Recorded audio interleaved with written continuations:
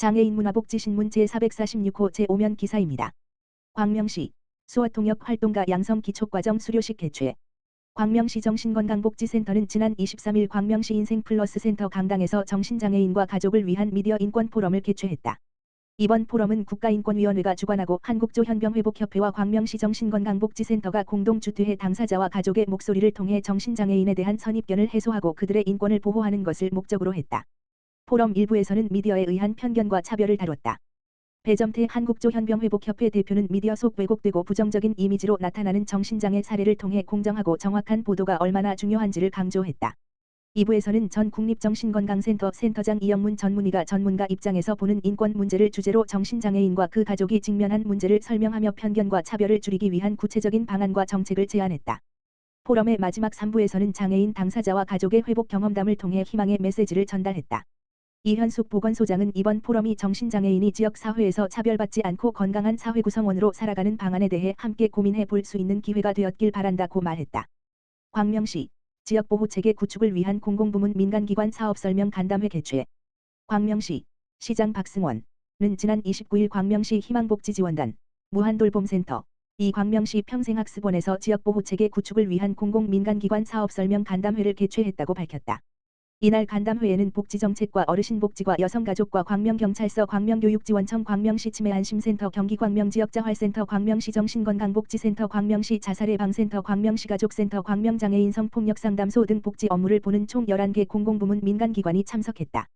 아울러 동행정복지센터 및 네트워크팀 통합사례관리 업무 담당자도 참석해 사례관리 자원 연계 활용을 위한 각 기관 사업 설명 정보 공유 및 질의응답 시간을 가졌다. 광명경찰서의 데이트 폭력 스토킹 범죄 대응 광명교육지원청의 학생 맞춤 통합지원사업 광명시 치매안심센터의 치매환자 및 가족 지원사업 경기광명지역자활센터 자활사업 광명시 정신건강복지센터 중증정신질환자 지원사업 광명시 자살예방센터 자살고위험군사업 광명시 가족센터 다문화가족 지원사업 광명장애인 성폭력상담소 성폭력 가정폭력 피해자 상담사업 등 각 기관의 사업 내용이 공유됐다. 아울러 공공부문 민간기관과의 협조체계를 구축해 지역보호 네트워크 교류를 강화하고 지역 연계를 통한 복지사각지대 위기가구 발굴 및 통합지원 방안을 모색하는 시간을 가져 협업 효과를 극대화하고자 했다. 간담회에 참석한 동복지 담당자는 공공민간기관이 추진하는 사업을 한자리에서 공유하고 정확한 연계 방안을 모색해 앞으로 사례관리에 많은 도움이 될 것 같다며 참여 소감을 말했다. 박준용 복지정책과장은 시 희망복지지원단의 사례관리 컨트롤 타워 역할 강화를 위해 앞으로도 정기적인 소통의 장을 마련하겠다며 지역통합돌봄 네트워크를 구축해 복지사업 연계 및 협업 효과를 극대화하는 데 힘쓰겠다고 밝혔다. 광주시 도청면 지역사회보장협의체 장애인과 지역주민이 함께하는 꽃피는 마을 사업 추진. 광주시 도청면 지역사회보장협의체는 2일 성분도복지관과 경광주꽃 마을 공동체와 함께 꽃피는 마을 사업을 추진했다. 꽃피는 마을은 발달장애인과 지역주민을 한대1로 매칭해 꽃 심기 작업을 진행한 후 환경교육을 실시, 장애인에 대한 인식 개선을 도모하고 기후환경 변화에 대한 경각심을 일깨우기 위한 사업이다.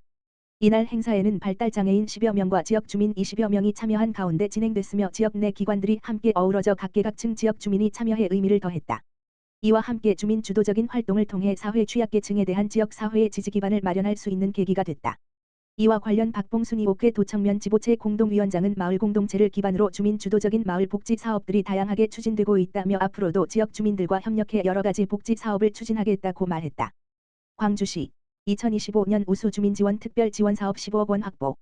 광주시는 한강수계관리위원회가 주관한 2025년도 우수 주민지원 특별지원사업 공모에 퇴촌면 생활체육시설 조성 사업이 선정돼 한강수계관리기금 15억 원을 확보했다고 3일 밝혔다. 한강수계관리위원회는 상수원 관리지역 지역주민의 소득 증대, 복지 증진을 위해 추진하는 중장기 광역사업으로 지역발전 및 수질 환경에 미치는 영향을 최소화하는 사업을 특별지원사업으로 선정한다. 이번에 선정된 퇴촌면 생활체육시설 조성 사업은 퇴촌면 광동리 530번지 1원의 관내 생활체육 활성화, 주민 건강 증진 및 여가 전용 등 시민 삶의 질 향상을 도모하기 위해 47억 원의 예산을 투자하는 사업으로 2025년 말 준공 예정이다. 방세환 시장은 이번 특별지원사업 15억 원 확보로 준공 예정일 내 퇴촌면 생활체육시설 조성 사업을 완공해 경기도 종합체육대회를 성공적으로 개최할 것이라며 한강수계관리기금 매칭 취지에 부합하는 주민복지 증진사업 추진으로 광주시 지역 발전에 기여할 수 있도록 지속적으로 노력하겠다고 말했다. 구리시 장애인 종합복지관 열무김치 나눔 행사. 구리시 시장 백경현 에서는 지속되는 불볕더위에 지친 저소득계층 장애인을 위해 구리시 장애인 종합복지관 관장 김재현 에서 8월 28일 2024 무더위 입맛살림 열무김치 나눔 행사를 진행했다. 구리농수산물공사 사장 김진수 후원금으로 진행된 이번 행사는 구리농수산물공사 봉사단 농수산애가 사회공헌 활동의 일환으로 함께 열무김치 담그기 및 직접 배송에 참여하여 지역사회 내 저소득 취약계층 장애인 30가구에 열무김치를 전달했다. 백경현 구리시장은 요즘 무더위로 몸과 마음이 지치고 끼니를 챙기기 힘든 저소득 계층 장애인 가구에게 도움의 손길을 내어주신 구리시장애인 종합복지관 관계자분들께 진심으로 감사의 말씀을 전한다라며 소감을 전했다. 김재현 구리시장애인 종합복지관장은 이번 열무김치 나눔이 긴 폭염에 힘들어하는 저소득 장애 가정에 큰 도움이 되길 바란다라며 이번 행사에 함께해준 구리농수산물공사 모든 관계자분에게 감사드린다라고 소감을 밝혔다. 구리시 장애인 평생교육 리더 양성과정 운영. 구리시 시장 백경현은 8월 24일부터 매주 토요일 총 5주 과정으로 장애인 평생교육 리더 양성과정을 운영하고 있다. 장애인의 활발한 평생학습 활동과 사회참여 활동을 체계적으로 지원하기 위하여 마련된 이번 프로그램은 2024년 장애인 평생학습 도시 추진 사업의 일환으로 진행된다. 이번 양성과정은 장애인 평생교육을 주도할 강사를 양성하기 위한 과정으로 전문 역량 강화를 중심으로 구성된다. 교육은 구리시 평생학습관에서 진행된다. 백경현 구리시장은 구리시는 2023년에 장애인 평생학습 도시로 선정되어 금년에 2년 차에 접어들면서 이전보다 장애인 평생교육이 활성화되고 있다라며 이번 교육을 통해 구리시 장애인 평생교육의 수준이 더욱 향상되어 구리시가 장애인과 비장애인 모두가 학습하고 행복한 평생학습 도시가 되도록 노력하겠다라고 말했다.